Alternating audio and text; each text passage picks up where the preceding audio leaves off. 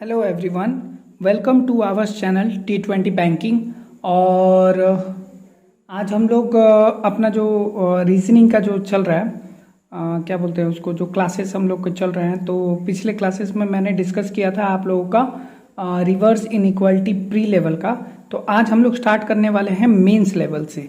तो mains levels में जैसे क्या होता है कि हम लोगों का इनइक्वालिटी में कोडेड लेवल आता है। तो इसमें क्या होता है, जैसे आप लोग देख सकते हैं यहाँ पे कुछ सिंबल्स दिए रहते हैं और उन्हीं के बेसिस पे क्या होता है, हम लोगों को क्वेश्चंस को सॉल्व करना पड़ता है। तो जैसे हम लोग अगर प्री लेवल पे जाएंगे तो प्री लेवल में हम लोग विदाउट पेपर पेन भी कर सकते हैं, लेकिन जस्ट अगर मेंस लेवल पे आते हैं तो हम लोग को थोड़ा बहुत मतलब पेपर पेन का इस्तेमाल करना पड़ता है। तो जैसे कि देखिए मेंस लेवल पे कोडेड इनइक्वालिटी में क्या होता है, ए हैज बी दिया हुआ है, means A is not greater than B. फिर A percentage B means A is not smaller than B, A star B means A is equals to B, A dollar B means A is greater than B, A at the rate B means A is smaller than B, और A copyright B means A is not equals to B। तो mains में solve करने time हम लोग एक box method का use करते हैं। और ये बॉक्स मेथड क्या हो जाता है, हम लोग का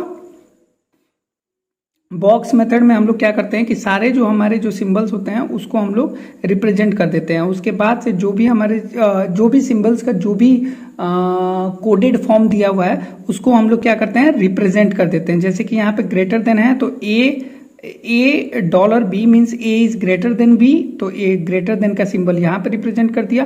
फिर यहाँ ग्रेटर देन इक्वल्स टू है तो ए परसेंटेज है, तो A percentage B means A is not smaller than B, मतलब ए परसेंटेज बी का मतलब ए स्मॉलर देन नहीं है। तो अगर ए बी से छोटा नहीं है तो ए हमारा क्या होगा, वो ऑब्वियसली या तो बड़ा होगा या बराबर होगा।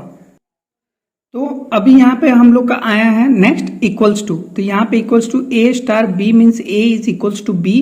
तो यहाँ पे हमने जो स्टार का सिंबल है उसको इक्वल्स टू के सामने लिख दिया।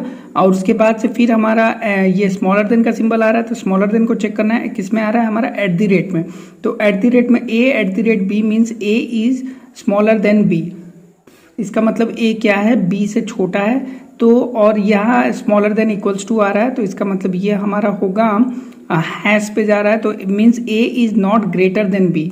तो अगर यहाँ पे हम लोग देख सकते हैं, यहाँ पे अगर दिया हुआ है कि A is not greater than B, ये नॉट कहा गया है, तो A is not greater than me, या तो ए हमारा छोटा होगा या ए हमारा क्या हो सकता है, बराबर हो सकता है। तो ए या तो हम लोग हमारा छोटा होगा या बराबर। जब इन दोनों पॉसिबिलिटीज को लेके चलेंगे तो यहाँ पे हमारा ये सिंबल आएगा ए इज स्मॉलर देन बी। अब देखिए ये तो हम लोग का बॉक्स बेस्ड मेथड हो गया जो कि हमें इसी तरीके से सॉल्व करना है। अब देखिए यहाँ पे एक एग्जांपल दिया हुआ है, पी स्टेटमेंट है, पी डॉलर आर, फिर उसके बाद आर परसेंटेज क्यू, उसके बाद क्यू स्टार डब्लू, और उसके बाद डब्लू हैश यू, और उसके बाद फिर U at the rate Y. तो ये हमारा जो है this is direct statement because there is continuous relation between subject and object. इसको हम लोग ये कहेंगे कि जो हमारा डायरेक्ट स्टेटमेंट है, क्योंकि यहाँ पे हमारे सब्जेक्ट और ऑब्जेक्ट के बीच में कंटिन्यूअस रिलेशन है। सब्जेक्ट जो हम लोग स्टार्ट करते हैं वो सब्जेक्ट, और जिस पे एंड करते हैं उसको हम लोग ऑब्जेक्ट करते हैं।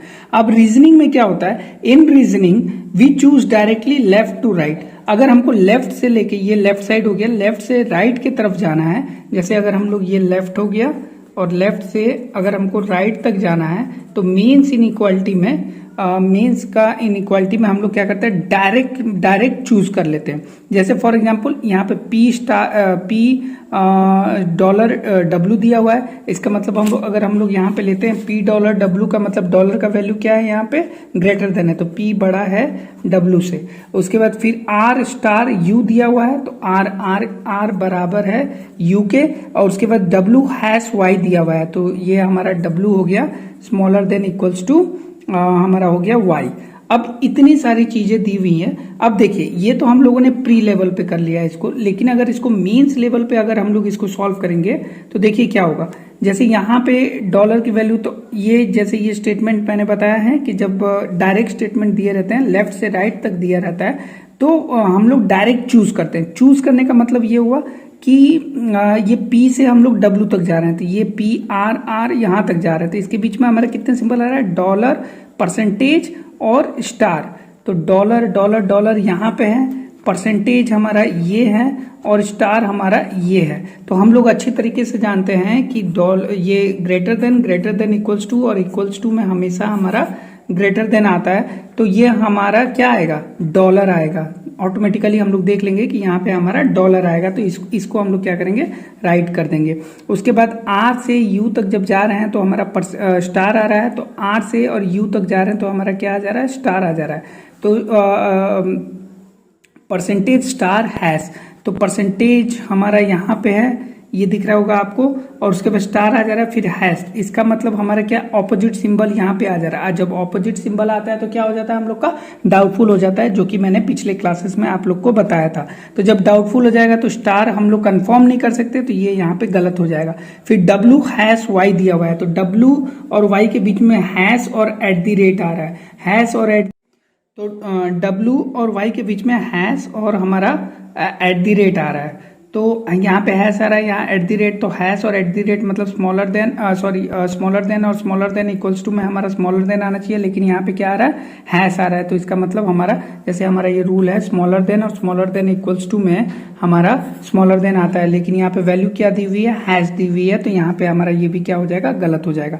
अब जब हम लोग बैकवर्ड जाते हैं, मतलब जब राइट से लेफ्ट की तरफ जाते हैं, मतलब जब हम लोग राइट से लेफ्ट की तरफ जाएंगे, तो सबसे पहले हम क्या करते हैं, चूज करते हैं। पहले फर्स्ट वी चूज पहले हम लोग चूज कर लेते हैं, फिर उसका हम लोग क्या करते हैं, रिवर्स कर लेते हैं। तो जैसे यहाँ पे दिया हुआ W eight the rate P, तो एट द रेट की वैल्यू क्या है हमारी, तो यहाँ पे हमारा हो जाएगी W और एट द रेट मतलब स्मॉलर देन P।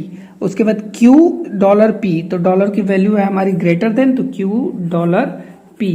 और उसके बाद Y डॉलर Q, तो यहाँ पे Y डॉलर की वैल्यू ग्रेटर देन है हमारी, तो डॉलर Q।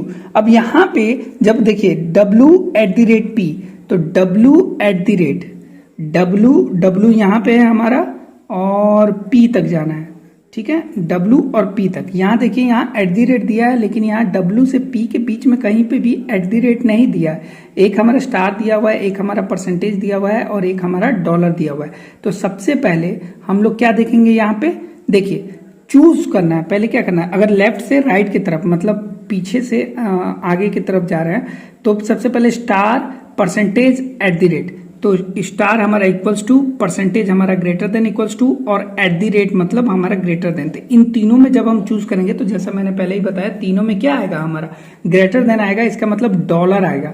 तो यहाँ पे डॉलर आएगा और यहाँ रिवर्स होने के कारण डॉलर का ऑपोजिट क्या हो जाएगा, एट द रेट। तो इसका मतलब ये हमारा जब एट द रेट आ गया है, तो ये हमारा क्या है, ये हमारा करेक्ट हो जा रहा है। अब सेकेंड ऑप्शन पे आते हैं, Q डॉलर P, तो Q यहाँ कहाँ है, यहाँ पे है, और P कहाँ है हमारा, यहाँ पे है। तो इसके बीच में क्या आ रहा है, परसेंटेज और डॉलर आ रहा है। तो परसेंटेज और डॉलर में कौन आएगा, डॉलर आना चाहिए, और डॉलर का ऑपोजिट क्या आएगा हमारा, एट द रेट। तो यहाँ पे डॉलर के बजाय क्या होना चाहिए, एट द रेट होना चाहिए, इसीलिए यहाँ क्या हो गया, गलत हो गया।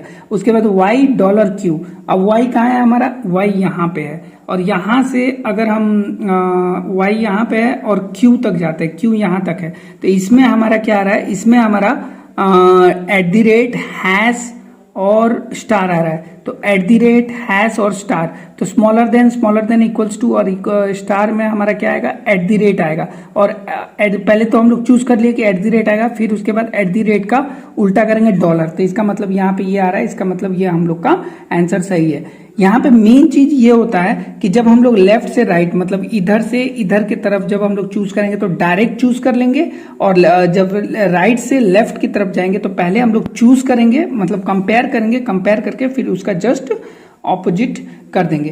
तो आई होप आप लोगों को समझ में आया होगा। मैंने जो आप लोग को समझाने की कोशिश की है, तो ये हम लोग का कोडेड इनइक्वालिटी हर प्रकार से ऐसे ही सॉल्व किया जाता है, ये बेसिक है। और आप लोग अगर और ज़्यादा क्वेश्चन प्रैक्टिस करेंगे तो इसमें महारत हासिल कर सकते हैं। और तो फिर मिलते हैं आप लोगों से नेक्स्ट क्लास में। इसका एक और बचा हुआ है, ये है आपका कोडेड इनइक्वालिटी के पास। हमारे इनइक्वालिटी का लास्ट पार्ट हो जाएगा रिवर्स कोडेड, मतलब जो जैसे रिवर्स इनइक्वालिटी प्री में था वैसे ही ये रिवर्स कोडेड आएगा, जो कि हम नेक्स्ट क्लास में बात करेंगे आप लोगों से। तो चलते हैं, ठीक है, मिलते हैं आप लोगों से नेक्स्ट वीडियो में। Thank you so much.